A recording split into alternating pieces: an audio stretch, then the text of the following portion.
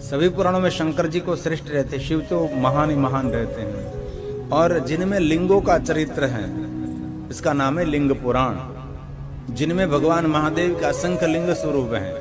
पूरे भारत में बहुत सारे देश में स्वयंभू स्थापित ज्योतिर्लिंग, उपलिंग, असंख्य भगवान महादेव का लिंग स्वरूप है, उसका नाम है लिंग पुराण।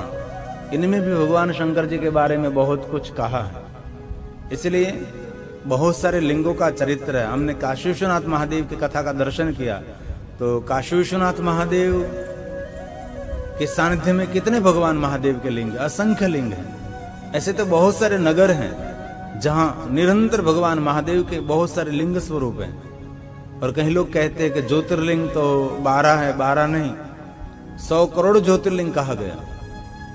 और 100 करोड़ ज्योतिर्लिंगों में मुख्य प्रधान 12 ज्योतिर्लिंग है, 12 ज्योतिर्लिंग है। इनकी महिमा अलौकिक है, इसलिए महादेव के भक्तों से और कुछ न हो सके तो कम से कम प्रातः काल ये 12 ज्योतिर्लिंग को याद करें। लेकिन 12 ज्योतिर्लिंग बोलने से पहले ओम श्री गणेशाय नमः अवश्य बोलना चाहिए। कभी न बोले तो कोई बात नहीं, लेकिन बोले तो सही रहता है, न बोले तो सौराष्ट्र से शुरू कर सकते आप। और बहुत सारा स्तोत्र कंठस्थ न हो सके, लेकिन 12 ज्योतिर्लिंग के स्तोत्र का तो जरूर पाठ करना चाहिए। वो तो कंठस्थ करना छोटा है, एकदम सरल है। 12 ज्योतिर्लिंग की यात्रा का फल मिलता है और 7 जन्मों के पाप में से मनुष्य छूटता है। और पहला ज्योतिर्लिंग भारत की धरा, गुजरात राज्य और सौराष्ट्र भूमि में प्रभास तीर्थ में है। ये प्रथम ज्योतिर्लिंग है। महादेव के भक्तों को ये कंठस्थ रहता है। पवित्र श्रावण मास में शिवालय में जाकर स्तोत्र का गायन करते हैं। ये पहला ज्योतिर्लिंग सौराष्ट्र में है। सौराष्ट्रे सोमनाथं च श्रीशैले मल्लिकार्जुनम्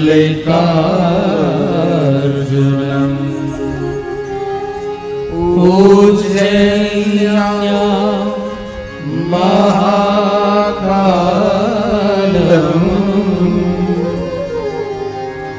ओंकारं ममलेश्वरम्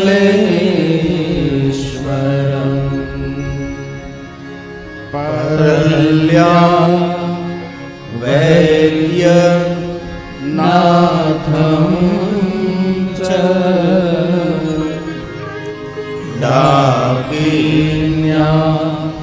भीमाशङ्करम्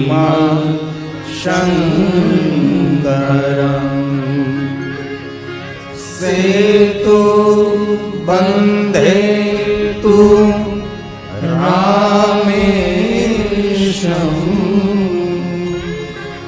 नागेशं दारुकावने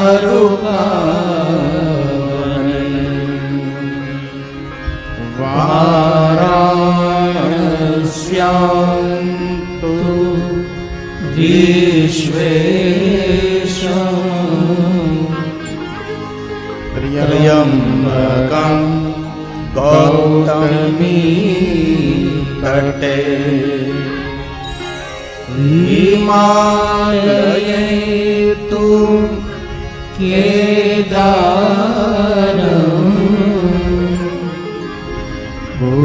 भूषणेशं च शिवालये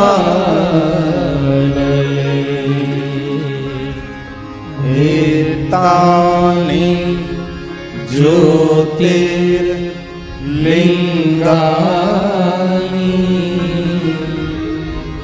सायं प्रातः पठेन्न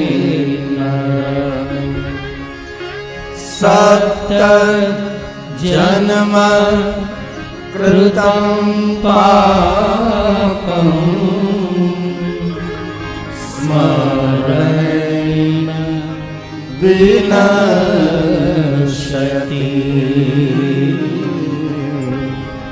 स्मरणे विनश्यति।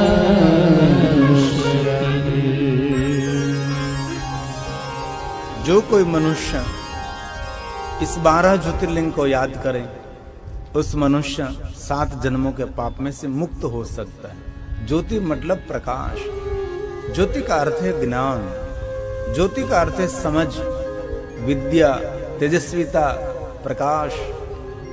महादेव जी ज्योति स्वरूप में पूरे भारत देश में असंख्य स्थानों पर भगवान महादेव प्रकट हैं। इसलिए प्रातःकाल अथवा संध्या समय कभी भी आप इस स्तोत्र का पाठ कर सकते हैं। बहुत महिमा है 12 ज्योतिर्लिंग की।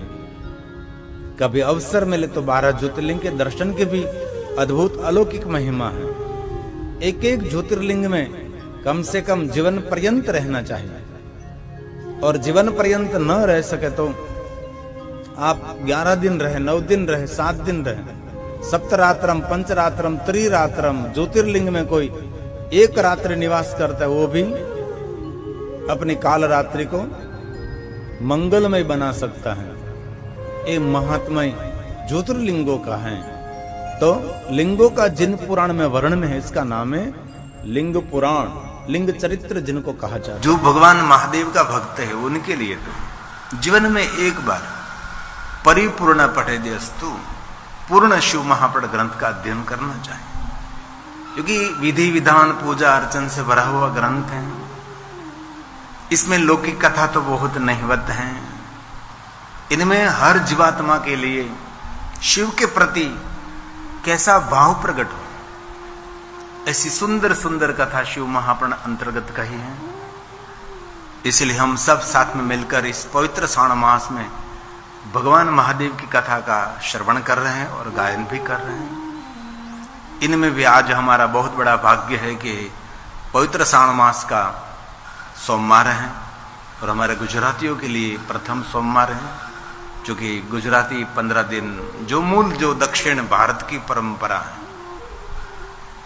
उत्तर भारत में हमारे से 15 दिन पहले श्रावण मास का प्रारंभ हो जाता है, लेकिन कल हमने कथा में सुना था कि कहा है कि शुक्ल पक्ष प्रथम सोमवासरे जिनको 16 सोमवार का व्रत प्रारंभ करना है, उसके लिए ये शुक्ल पक्ष के लिए जो प्रथम सोमवार पड़ता है उससे प्रारंभ करना चाहिए। आज बहुत सारे शिव भक्तों ने बहुत सारे व्रत का संकल्प भी किया होगा, और इस पवित्र श्रावण मास में विशेष प्रकार से भगवान महादेव की पूजन की महिमा है।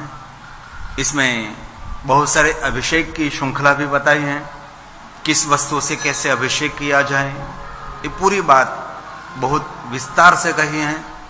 लेकिन हमने कल भी कहा, परसों भी कहा था, भगवान को अभिषेक करना चाहिए। जलाभिषेक से लेकर अलग फलों से रस का अभिषेक के लेकर, दूध से लेकर, दही से लेकर, घी से लेकर, ये सभी अभिषेकों की श्रेष्ठ महिमा, पंचामृत की बड़ी महिमा है। अभिषेक करना ही चाहिए, भगवान को दूध अर्पण करना ही चाहिए। दूधाभिषेक श्रेष्ठ है, बुद्धि की वृद्धि और बुद्धि की शुद्धि भी करते हैं। इसमें भी शर्करा युक्त दूध महादेव को अर्पण करने से मंद बुद्धि वाला भी बृहस्पति समान बन सकता है। ये बड़ी महिमा है, अभिषेक करना चाहिए। लेकिन भगवान महादेव को जो हम दूध चढ़ाते हो धरती में जाता है, धरती माता तृप्त रहते उससे।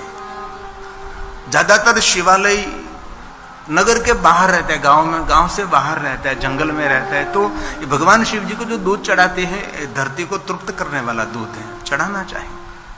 उसकी बहुत सारी दक्षिण भारत की भी परंपरा है। विशेष प्रकार से इस पवित्र श्रावण मास में दीपमाला की बहुत महिमा है।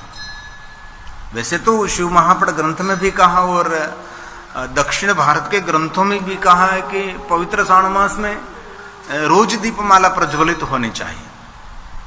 हमारे गुजरात और उत्तर भारत में तो कम प्रचलित हैं।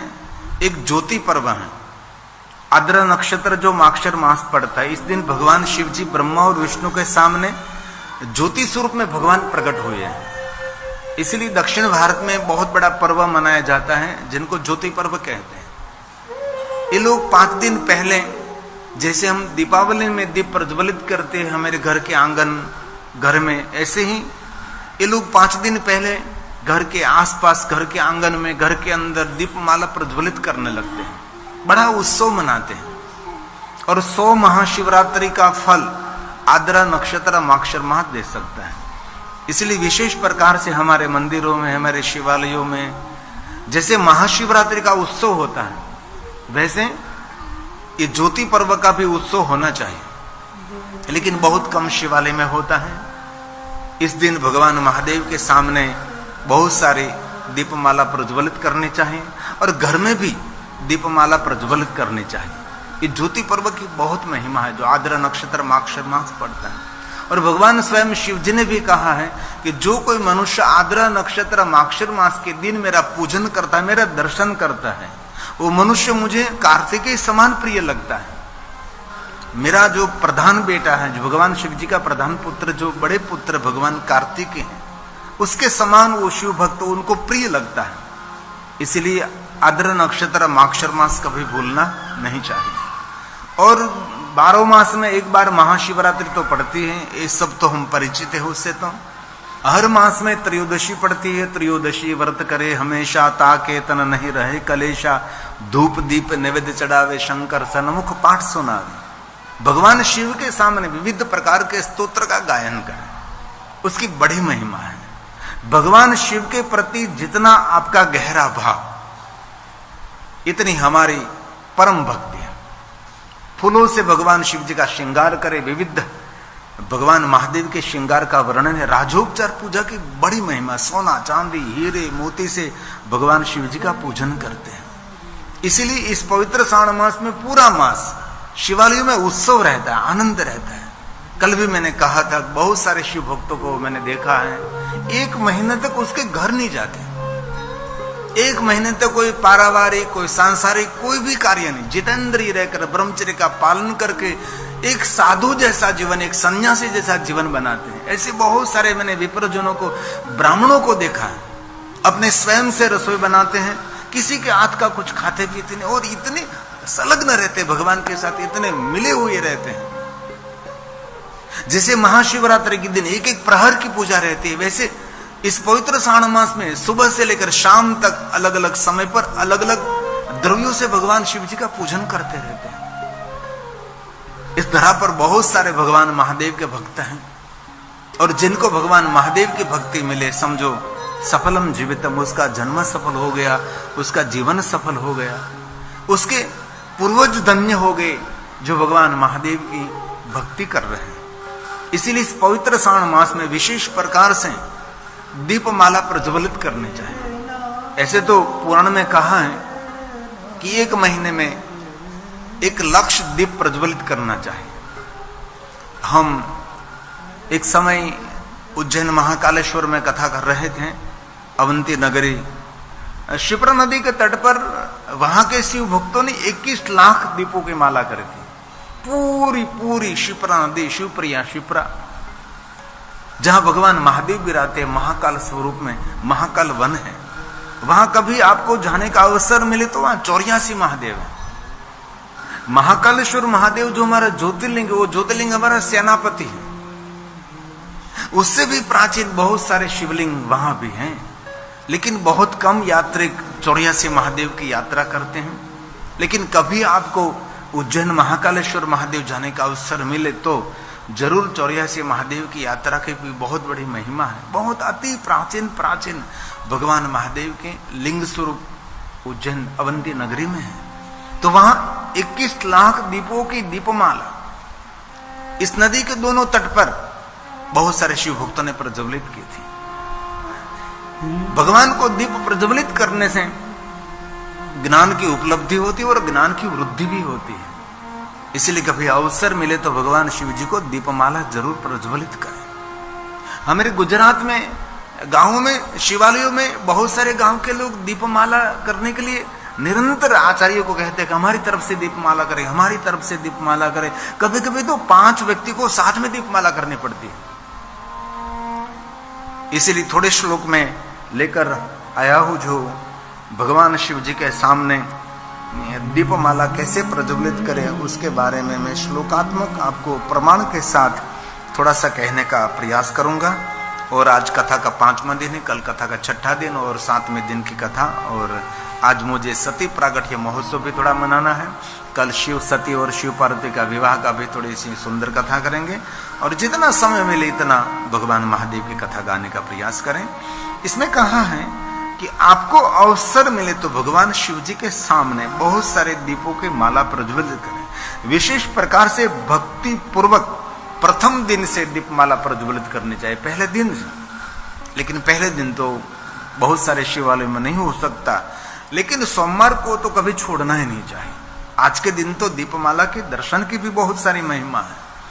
इसलिए ये सब कुछ भगवान महर्षि वेद व्यास जी ने कहा है कि पवित्र सावन मास के पहले दिन ही संकल्प करें सुबह सुबह में कि भगवान हम आपका पूजन करेंगे। पूरी मास बहुत सारे संकल्प करके, क्योंकि हमारे आचार्य भगवान की पूजा कराते इससे पहले संकल्प करते हैं। संकल्प बिना कोई पूजा का प्रारंभ नहीं होता और संकल्प के बाद पूजा का प्रारंभ रहता है। और पहले दिन कहना चाहिए कि भगवान मैं संध्या समय आपके समक्ष मैं दीपमाला प्रज्वलित करूंगा। वैसे शिव महापुराण ग्रंथ में, शिव महापुराण अंतर्गत भगवान व्यास जी ने कहा है कि भगवान शिव जी के सामने दीपमाला प्रज्वलित करे। वर्तयास्यता वर्तयस्ता रुद्रवर्ती संज्ञा प्रतिकरा मम। भगवान शिव जी को अति प्रिय दीपमाला है। और हो सके तो खड़ी बत्ती से भगवान को दीपमाला करा। કારણ દીવા બે પ્રકારના, એક ઊભી પણ બત્તી હોય ને એક આડી પણ હોય છે। તો ભગવાન શિવજીની સામે રુદ્રવર્તી, આપણે ગુજરાતીમાં કહ્યું તો જે ઊભી દિવેટ હોય એનાથી ભગવાનનું પૂજન કરો। અને શિવ રહસ્યમ ગ્રંથમાં તો એવું કહ્યું છે કે રુદ્રવતી બત્તી જ્યારે ઊભી બત્તીથી તમે દીવો કરો છો ત્યારે સાક્ષાત શિવજીનું સ્વરૂપ માનવામાં આવે છે। જ્યોતિર્લિંગ દીપલિંગ તેને સમજવામાં આવે છે। ક્યારે શિવજીનું શિવલિંગ આપને દર્શન પૂજન માટે ન મળે તો એ દીપ એ ભગવાન મહાદેવજીનું સ્વરૂપ છે એવો પણ એક ભાવ પ્રગટ કર્યો છે। તો આપને અવસર મળે તો જરૂર દીપમાલા ભગવાન મહાદેવના શિવાલયમાં करवी જોઈએ। અને पवित्र श्रावण मास के अंदर तो विशेष प्रकार से दीपमाला प्रज्वलित करे।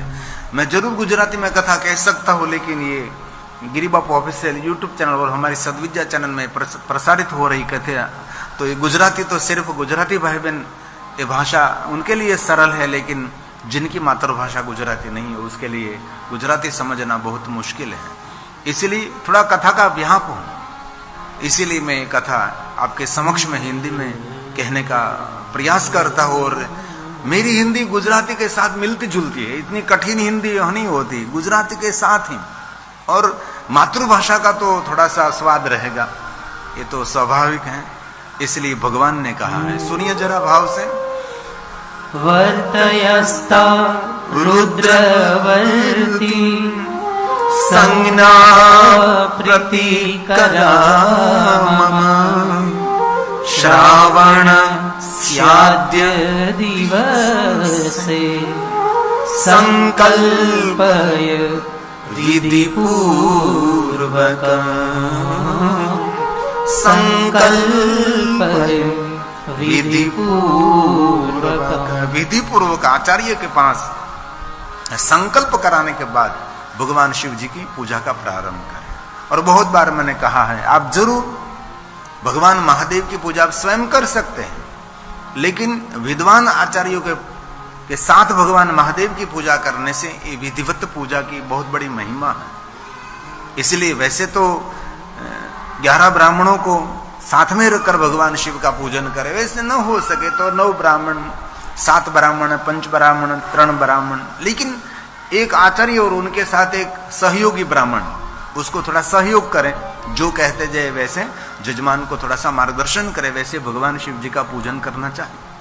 इस महीने में विशेष प्रकार से पार्थेश्वर महादेव की पूजा की तो बहुत महिमा है।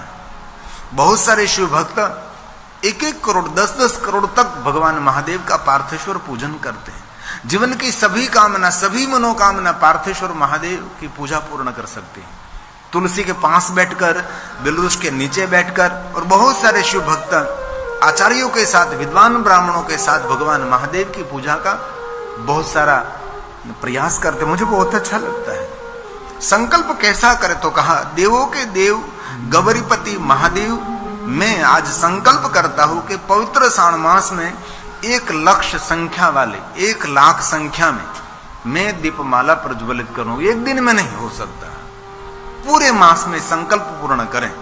एक दिन में कर सकते, जो आप में सामर्थ्य है तो एक साथ में 1 लाख दीपों की माला प्रज्वलित कर सकते, लेकिन एक साथ में न कर सके तो पूरे महीने में 1 लाख दीपमाला प्रज्वलित कर, ऐसा भाव प्रकट किया है। ये भगवान ने गाया है। देव देव देव देवं महादेवं लक्षपतिभिरादरा निरञ्जयामि गौरीशं श्रावणे मासे भक्तितः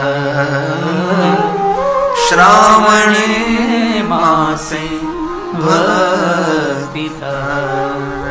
1 लाख को दीपमाला से निरंजन करें, ऐसा कहा है। और इसमें भी क्रम भी बताया है। आप पूरे महीने न कर सके तो ऐसा करें कि 1 सोमवार के दिन 71,000 करें, 3,000 करें, 13,000 करें। वैसे करके 1 लाख दीपों की माला भगवान को, 1 दीप से भगवान, 1 लाख दीप से भगवान महादेव का निरंजन आप कर सकते हैं। ऐसा शिव महापट ग्रंथ में भी कहा और दक्षिणी ग्रंथों में भी कहा है। इसलिए विशेष प्रकार से दीपमाला प्रज्वलित करें। इस महीने में भगवान शिव जी को आज भी शाम को दीपमाला तो रही होगी, आपके वहां भी होगी, राधा कृष्ण मंदिर में भी दीपमाला, और यहाँ भी आप दीपमाला नितिन भाई शाम के समय करेंगे। 1,000 नहीं कर सकते, 1 लाख नहीं कर सकते, 108 तो शिवालय में दीपमाला प्रज्वलित होती है। और इसमें बहुत सारे जजमान भी रहते हैं। आज हमारी तरफ से दीपमाला प्रज्वलित करें, दूसरे सोमवार की दूसरा जजमान, और 1 महीना तक रोज दीपमाला भगवान शिव जी के सन्मुख प्रज्वलित करनी चाहिए। तो आपको जो योग्य लगे तो जरूर आप भगवान शिव जी के सामने इस दीपमाला प्रज्वलित भी करें और दीपमाला का दर्शन भी करें। बहुत महिमा है दीपमाला के दर्शन के लिए। पूजित्वा पूजयित्वा प्रतिदिनं वर्तिर्नाम तो सहस्रतः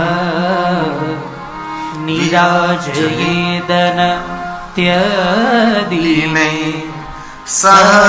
सहस्राण्येक सप्ततिः सहस्राण्येक सप्ततिः।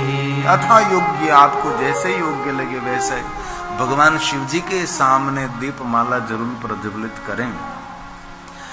और विशेष प्रकार से कहा कि इस महीने के अंदर भगवान विश्वनाथ की कथा का श्रवण करें, विश्वनाथ का पूजन करके कथा श्रवण करें। कल भी हमने कहा था, परसों भी कहा था, इस महीने में विविध प्रकार से साधना, उपासना, अनुष्ठान आपसे न हो सके तो इस महीने में भगवान की कथा श्रवण करें। कथा की बहुत सारे महिमा है, इसलिए इस ग्रंथ में कहा पूजित्याम तो विश्वेश्वम। भगवान शिव की पूजा करने के बाद भगवान की कथा का श्रवण करें। जो हम लगातार भगवान के सामने बैठकर भगवान महादेव की कथा गायन करते हैं और आप सभी आदर और भक्ति के साथ भगवान की कथा का श्रवण कर रहे हैं। इसलिए कभी कभी अपने स्वयं को भी धन्यता देने का प्रयास करें कि मैं भाग्यवान हूं कि पवित्र श्रावण मास में मैं भगवान शिव के सानिध्य में बैठकर भगवान महादेव की कथा का श्रवण करता हूं। मैं बड़ा भाग्यवान हूं। अपने भाग्य को कभी पोसे नहीं। ऐसा ना कि मैं कुछ नहीं कर सकता, मेरे से कुछ हो नहीं सकता। आप बहुत कुछ कर सकते हैं। कम से कम मंदिर की ओर आप आ तो रहे, कथा की बात याद रहे न रहे, लेकिन प्रभु के सानिध्य में हम 3 घंटे बैठते होते हैं, हम 3 घंटे तक मौन तो रहते हैं। इसीलिए पवित्र श्रावण मास में श्रवण करने की बहुत महिमा है। ग्रंथों की कथा सुननी, ऐसा नहीं कि शिव महापुराण ग्रंथ तो बहुत बड़ी बात है, लेकिन कोई भी पुराण की कोई भी कथा इस महीने में श्रवण करनी चाहिए। इसलिए भगवान ने कहा पूजित्वा पूजयित्वा तु विश्वेशं शृणुयाच कथां ततः शृणुयाश्च कथां ततः। तो इस महीने में विशेष प्रकार से आपको कथा श्रवण करने जितना समय मिले, ऐसा कि थोड़ा कहा कि 24 घंटे सुनते रहो, 3 घंटे में से बस 2-3 घंटे, इसमें क्या समय लगता है। करोड़ों लिंगों के महात्म्य का, पुण्य का वर्णन कोई नहीं कर सकता, कोई समर्थ भी नहीं है। 1 करोड़ पार्थेश्वर महादेव की पूजा का जो वर्णन है कोई भी कह नहीं सकता, और 1 शिवलिंग के महात्म्य की पूजा का वर्णन कोई नहीं कर सकता, तो 1 करोड़ शिवलिंगों की पूजा का जो महात्म्य है उसका तो कौन वर्णन कर सकता है। इसीलिए बहुत सारे मैंने विद्वान ब्राह्मणों को मैंने देखा है कि निरंतर पार्थेश्वर महादेव की पूजा में इस महीने में रत रहते हैं। यहाँ भी हमारे शिव मंदिर में विशेष प्रकार से पार्थेश्वर महादेव निर्माण किए हैं और उसकी पूजा हो रही। सुबह में भी हमारे नितिन भाई ने भगवान पार्थेश्वर महादेव की पूजा कराई होगी, और इस महीने में विशेष प्रकार से पार्थेश्वर महादेव पूजा उत्सव करना चाहिए। हमारे बहुत सारे शिव भक्त गुजरात में हैं, 1 महीने तक बहुत सारे आचार्यों को पहले से कह दिया कि आपको और कहीं नहीं जाना है, बस मुझे भगवान की पूजा करानी है। और नियमित बहुत सारे जजमानों की ओर से भी हमारे आचार्य भगवान महादेव की पूजा कराते हैं।